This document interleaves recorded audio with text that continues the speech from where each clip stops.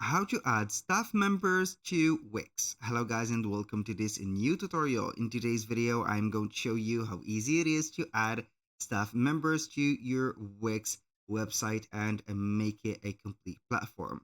So it is very easy and very simple. The access here that we are going to permit or give to the staff is going to be to the dashboard, and then you're going to set up the permissions. So here we are on wix.com. We have signed in for our account, and then we are going to see the site's dashboard facing out. Now we are going to choose our Wix website.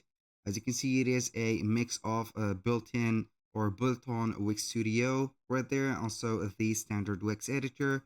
We're going to select the Wix editor or the standard one here, because in today's video we are going to talk about only the standard Wix editor.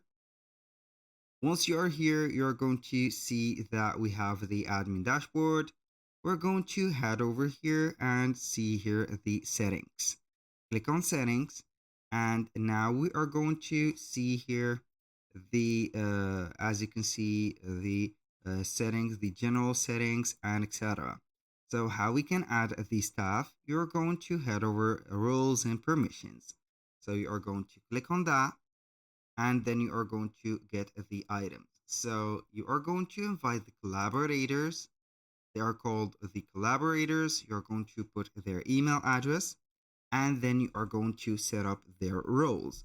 So this is the staff member that we are going to add. For example, Jack at gmail.com. This is just an example, and you can go ahead and add up to 10 emails, and then you are going to give them their roles and also the permission. Each one of the roles has its own permission.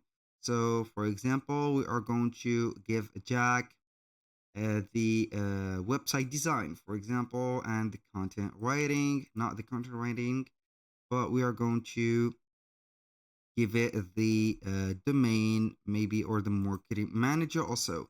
So you are going to choose here from there the lot of roles that you are going to give to Jack, and then you are going simply to set it like that. And after that, you're going to send the invite, and from here you can go ahead, if you don't like the roles, you're going to create a role, uh, title it, put a description to it, edit here the permission that you want to give it. Each one of the permissions has its own case. For example, view dashboard only, or edit something like edit the site, or publish only the site, or automatically edit the content.